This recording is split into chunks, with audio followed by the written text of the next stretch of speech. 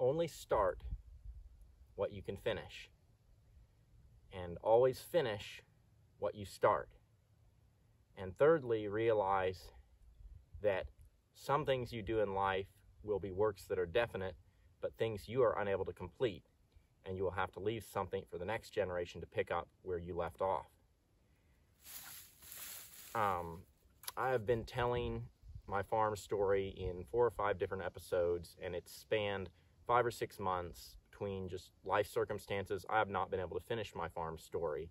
And so I decided, rather than procrastinating till potentially Christmas, to wrap up my life story and get YouTube viewers up to speed with where I am today. I decided, let's go ahead and just summarize kind of my life story since I quit my off-farm job, and kind of my farm story growing through the last 4 years. So I had quit my off-farm job, and that summer I went to PIDS at Polyface, and at the recommendation of my dad, and really enjoyed the experience at Polyface Farms, a great farm seminar, and was very impressed with the people, atmosphere, and community, and the humanness of Joel Salatin, Daniel Salatin, really the entire farm team there. I came away from that and applied to Polyface primarily not for additional farm experience, because I already knew how to raise lots of broiler chickens. I'd done that for several years. I wanted to go to Polyface and applied in 2018 with the expectation and hope that I would grow and develop as an individual, specifically as it relates to working on a farm team. I didn't make the cut for Polyface's tryouts, mostly because of my very focused, really just not a people-oriented individual, very task-oriented. I always focused on getting things done, and that was getting in the way of building team and community. I hadn't been able to figure out how to essentially release my incredible desire to get things done and meld it with essentially being a friend whoever's on my team and community. So didn't make it for Polyface's cut, and had a friend call me up and say, David, if you want a job, you're hired. And long story short, for the next 2 years, I essentially combined and worked together with another farmer and built a marketing base, and just essentially sought to the focus of what we did together was to build a marketing base, and I was hoping to gain a lot of interpersonal experience, farm experience in general, but primarily we joined together and worked because I believed I would end up being a better individual to work as whether managing people or just in general people skills. And the 2-year arrangement we worked together on was okay. I learned a lot of general farm management skills. You can learn a lot just working by yourself. But overall, I was more isolated from people, and I was more of a social introvert than I had been prior to working at the farm. And the arrangement was, there were different reasons, but even though there were a lot of good things that were happening potentially, I ended up just leaving that after 2 years, so at the end of 2020, and concluded that I still needed to pursue working with individuals. Ironically enough, I found that even though I was not getting the people exposure, I was just being alone and observing what it was like to be off on my own. I began to pick up on little communication skills and things that I could do better. So finished 2020 there and moved on from there, and decided to go ahead and reapply to Polyface and see if maybe with 2 years of time my people skills had improved.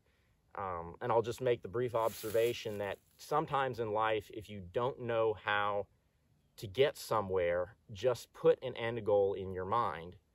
And if you keep that end goal in your mind, you'll steadily progress towards it, sometimes without even realizing it. So my end goal in mind was I wanted people to work with individuals. I wanted them to view me as a team member. I wanted them to know that David Guppolt was somebody that they could say, I've got a friend in him.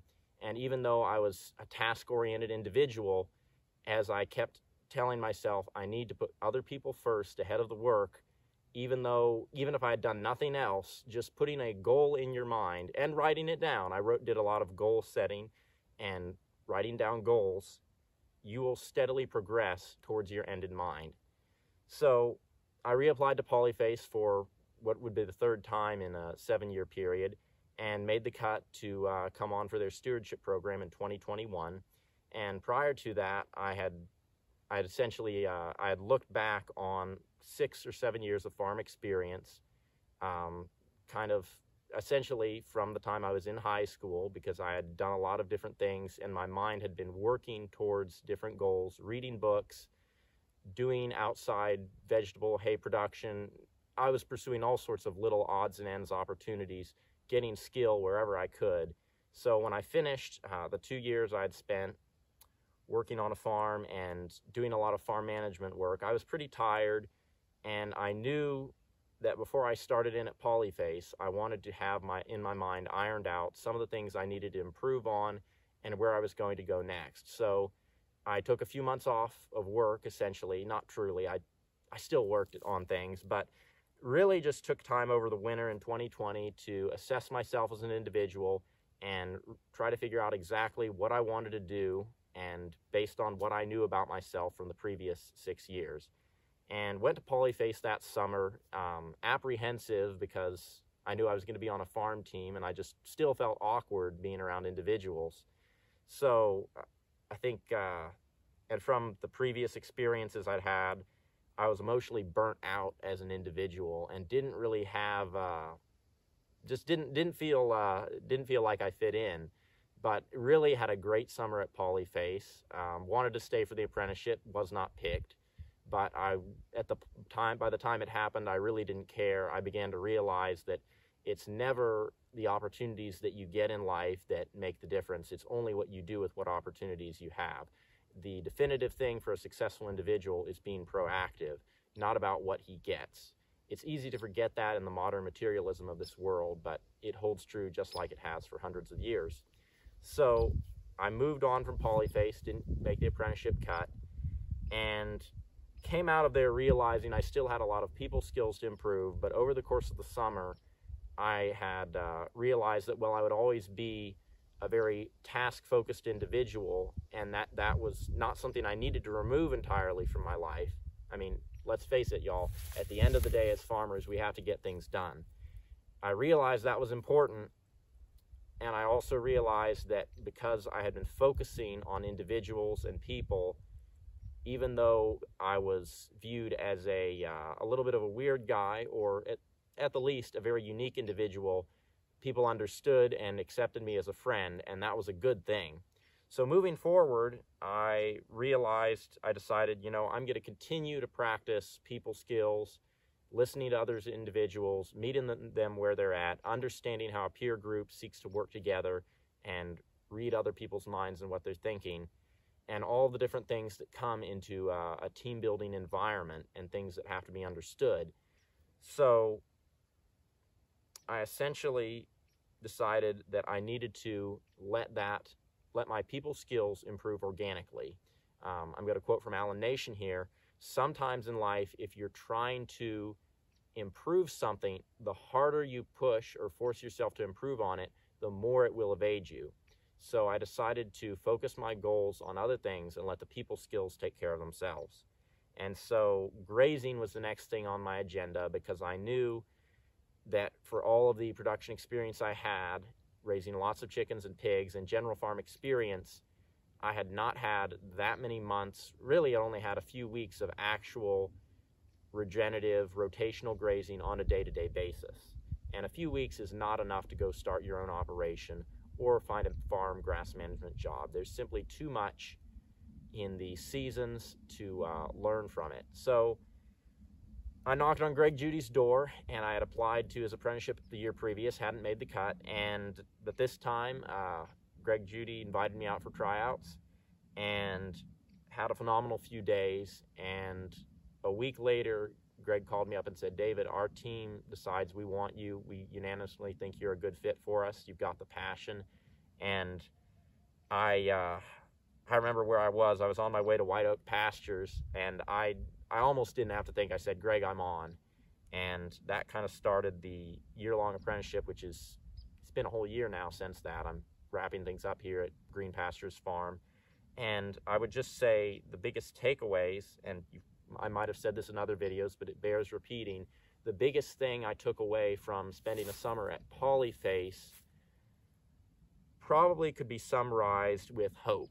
I came away from Polyface very hopeful and eager that I could improve as an individual and my people skills. And from the year at Greg Judy's, I've come away with inspiration that I can do what I need to do, and lots of experience as well. But as you grow in your farming and grow and progress in your farming journey, sometimes you will meet with discouragements along the way, and it's easy to allow your vision to become clouded of what you need to be and what you can do for other people.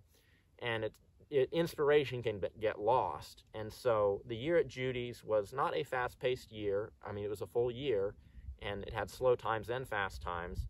But I came away with a lot of inspiration and essentially a clarification of vision of what I needed to do and be. And yeah, I'm going to wrap up there. I'm sure I'll be sharing other videos about kind of maybe dialing in specifically on some of the lessons from Polyface, lessons working for 2 years as a general farm manager, and also the lessons from a lot of different lessons from working with Greg and his team here. But I'm going to leave it at that, gang, and I'm going to say blessings for the journey and keep it real.